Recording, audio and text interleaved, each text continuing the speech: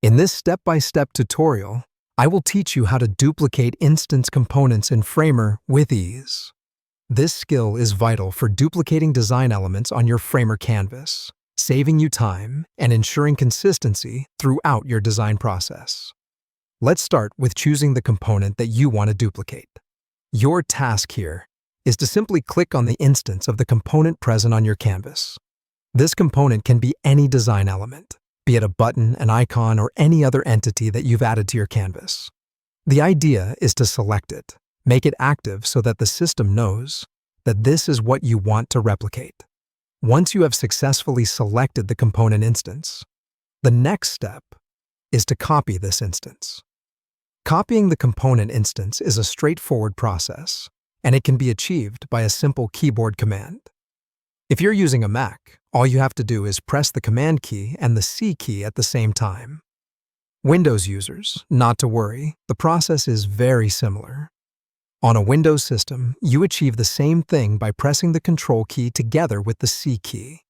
Both these actions will copy your selected component instance. With the component instance now copied, we move on to the next step, which is to paste this component instance. The process of pasting the instance is quite similar to copying. On your Mac, you'll simply press the Command key and this time, the V key simultaneously.